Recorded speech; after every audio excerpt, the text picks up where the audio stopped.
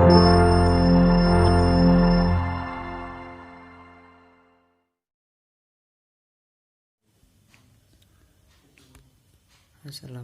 warahmatullahi wabarakatuh.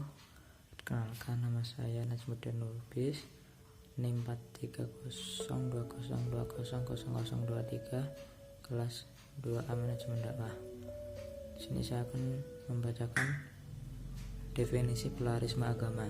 Pluralisme dari sudut pandang bahasa sangat mudah dipahami. Aslinya dalam konteks peradaban berat, kata pluralisme dimulai dari adat istiadat pada abad-abad pertengahan di awal. Kemunculan istilah ini seseorang yang memiliki banyak kedudukan gerejani, misalnya seorang pastor sekaligus politisi dan pedagang disebut sebagai seorang pluralis. Dalam konteks kekinian, pluralisme memiliki pengertian yang berbeda-beda bergantung pada sudut pandangnya.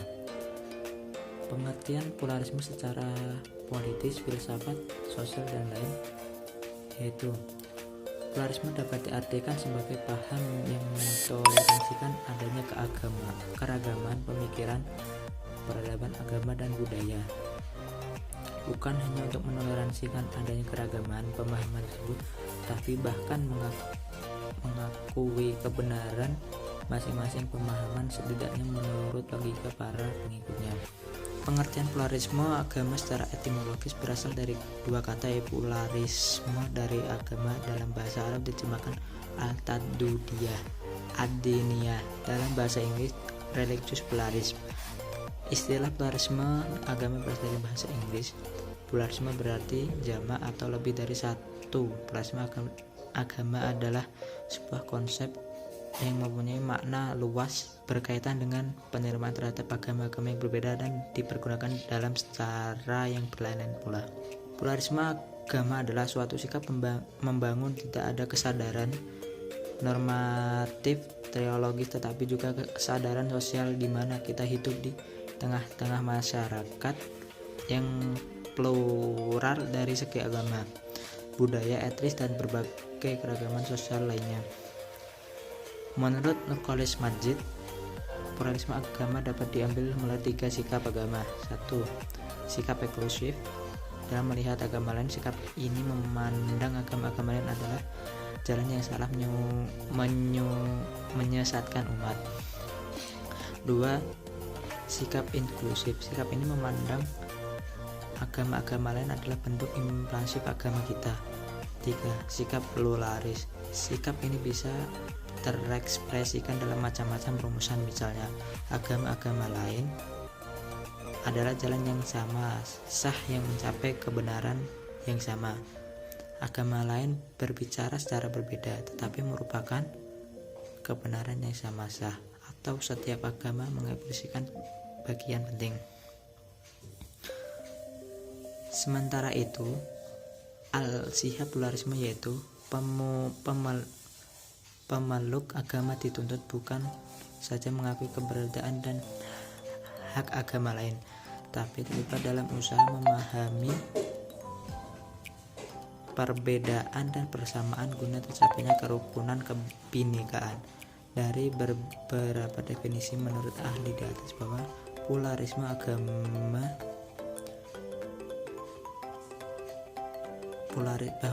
agama merupakan sunatullah yang tidak akan dirubah atau diingkari, karena pluralisme harus diamalkan berupa sikap saling mengerti, memahami, dan menghormati antar umat beragama guna tercapainya kerukunan umat beragama dan terjadinya pertalian sejati kebinekaan. Sekian dari saya. Assalamualaikum warahmatullahi wabarakatuh. Assalamualaikum warahmatullahi wabarakatuh. Di sini saya akan menjelaskan tentang pluralisme dalam perspektif Islam. Pluralisme dalam perspektif Islam dapat diartikan sebagai paham yang mentoleransi adanya keragaman pemikiran, peradaban, agama, dan budaya. Maknanya, Islam hanya mengakui adanya agama dan keyakinan di luar agama Islam, dan secara tegas pluralisme merupakan paham yang bertentangan dengan syariat Islam. Kendati demikian, umat Islam tetap mengakui adanya paham pluralisme atau keberagaman agama dalam suatu kelompok masyarakat dan dianjurkan tetap melakukan pergaulan sosial dengan agama lain sepanjang tidak bertentangan dengan syariat Islam. Dalam pandangan Islam, sikap menghargai dan toleransi kepada pemeluk agama lain adalah mutlak untuk dijalankan sebagai bagian dari keberagaman atau pluralitas. Namun, anggapan bahwa semua agama adalah sama atau pluralisme tidak diperkenankan. Pada 28 Juli 2005, Majelis Ulama Indonesia atau yang biasa disebut MUI menerbitkan fatwa melarang paham pluralisme dalam agama Islam. Dalam fatwa tersebut, pluralisme didefinisikan sebagai suatu paham yang mengajarkan bahwa semua agama adalah sama dan karena kebenaran setiap agama adalah relatif. Oleh sebab itu, setiap pemeluk agama tidak boleh mengklaim bahwa hanya agama saja yang benar sedangkan agama yang lain salah. Pluralisme juga mengajarkan bahwa semua pemeluk agama akan masuk dan hidup dan berdampingan di surga. Namun demikian, paham pluralisme ini banyak dijalankan dan kian disebarkan oleh kalangan muslim itu sendiri. Solusi Islam terhadap adanya pluralisme agama adalah dengan mengakui perbedaan dan identitas agama masing-masing atau lakum dinukum waliyadin. Walaupun ada sebagian berpendapat bahwa solusi paham pluralisme agama diorientasikan untuk menghilangkan konflik dan sekaligus menghilangkan perbedaan dan identitas agama yang ada. Di Indonesia, salah satu kelompok Islam yang dianggap mendukung pluralisme agama adalah Jaringan Islam Liberal atau JIL. Di halaman utama situsnya tertulis dengan nama Allah, Tuhan pengasih, Tuhan penyayang, Tuhan segala agama. Itu tadi penjelasan tentang pluralisme dalam perspektif Islam. Assalamualaikum warahmatullahi wabarakatuh. Perkenalkan, di sini saya Riza Dapudio Oleh dengan NIM 4302020020. Di sini saya akan menjelaskan materi tentang pluralisme agama Islam di Indonesia. Di Indonesia, pluralisme dan pluralitas terutama yang terkait dengan agama seakan-akan ditakdirkan selalu berada dalam problematis. Siapapun tidak ada yang menampik terhadap fakta keragaman di Indonesia. Sejarah keragaman agama di Indonesia telah berlangsung sangat lama. Menurut salah satu teori sejarah, Islam datang ke bumi Nusantara pada abad ke-7 Masehi. Artinya, Islam telah menghiasi negeri ini melewati 1 milenium. Tetapi, Islam tidak memasuki ruang hampa. Jauh sebelum datangnya Islam, masyarakat Nusantara telah terpola ke dalam berbagai agama dan kepercayaan. Tidak hanya Islam, agama-agama lainnya pun berdatangan. Dalam versi negara, pada saat ini ada 6 agama yang diakui keeksistensinya, yaitu Islam, Kristen, Katolik, Hindu, Buddha, dan Konghucu. Salah satu sisi problematis keragaman tersebut adalah adanya potensi konflik. Tentu ini terasa aneh, karena ajaran agama manapun selalu menekankan pada kesamaan dan kesetaraan manusia. Ini merupakan visi perennial semua agama. Potensi konflik dalam keragaman agama dengan demikian berada di luar wilayah perennial agama, tetapi lebih banyak terjadi pada wilayah konstruksi sosial. Sesungguhnya, semua agama menganjurkan kepada umatnya untuk mengasihi sesama makhluk hidup dan bersikap positif kepada umatnya. Harmoni kehidupan di dunia yang satu ini merupakan inti pesan agama-agama, khususnya agama langit atau samawi. Semua umat beragama memiliki kewajiban mengimplementasikan ajaran dasar agama-agama itu di dalam kehidupan sehari-hari. Menghargai pluralitas termasuk bidang pendidikan akan memperkuat proses integritas sosial. Sama halnya dengan bidang agama, sebagai salah satu elemen memiliki peran mayoritas terhadap integritas sosial. Dalam hal ini, sebagai kelompok mayoritas di anut penduduk 90% di Indonesia, agama Islam memiliki peranan strategis dalam membina generasi mudanya dari umat Islam dan memperkuat integritas sosial. Umat Islam memiliki tanggung jawab terdepan dalam membina dan memperjuangkan integritas sosial. Secara konseptual, ajaran Islam sangat menjunjung tinggi nilai keragaman dan toleransi terhadap pluralitas. Sebagai wahyu yang diturunkan bagi manusia, Islam telah menjadikan doktrin menyejarah dalam pluralitas. Dalam Islam, terutama di Indonesia, pluralitas aliran keagamaan diterima sebagai kenyataan sosiohistoris. Pluralitas seperti ini adalah gejala umum terjadi dalam kehidupan manusia, seperti pluralitas dalam berpikir, terjadi berperasaan, bertempat tinggal, dan berperilaku. Sumber dari Islam itu sendiri, Allah yang satu. Namun, doktrin itu mensejarah dalam masyarakat dan realitas kehidupan masyarakat. Maka pemahaman, penafsiran, dan realitas pelaksanaan sepenuhnya bersandar pada realitas tersebut. Manusia yang satu dengan manusia lain berbeda dalam pemikiran maupun kehidupan sosial, ekonomi, budaya, dan politik. Dengan memperhatikan kondisi objektif masyarakat Indonesia umumnya yang begitu majemuk keberagamannya, maka studi agama terasa sangat urgent dan mendesak untuk dikembangkan.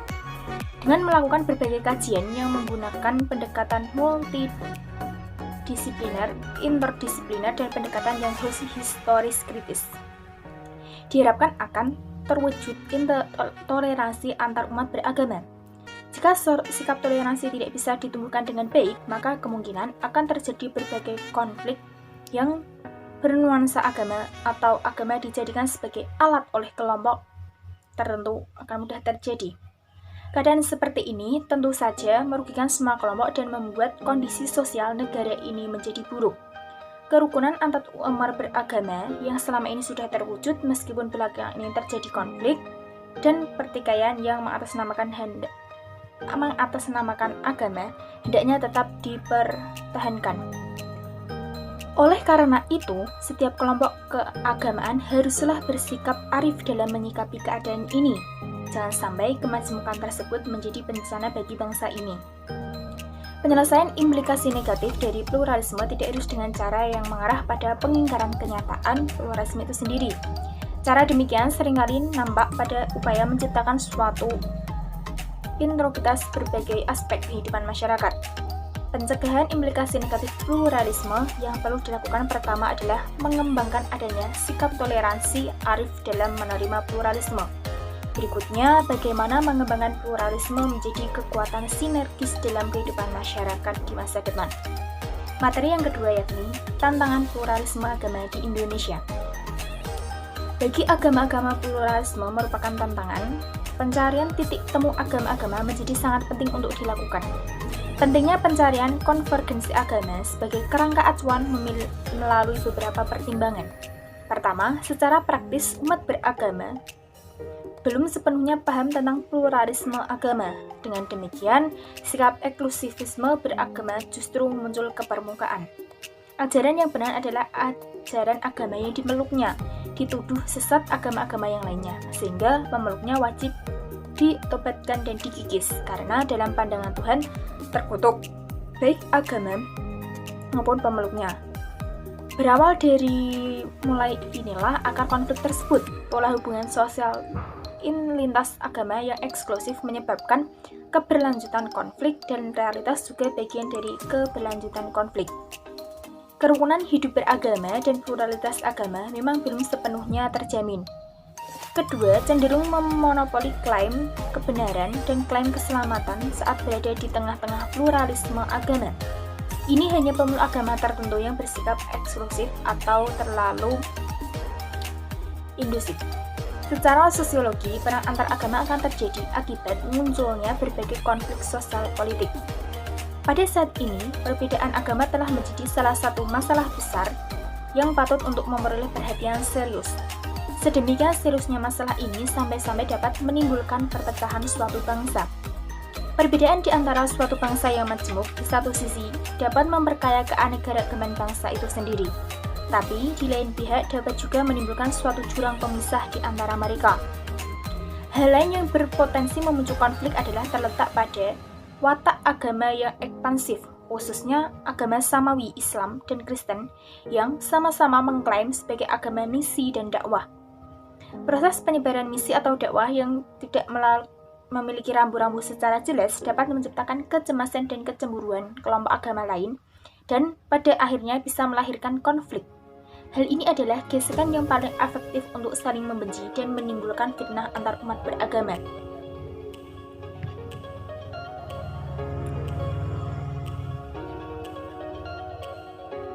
Demikian materi yang dapat saya sampaikan, kurang dan lebihnya dari kelompok kami. Mohon maaf, billahi taufiq wal hidayah. Wassalamualaikum warahmatullahi wabarakatuh.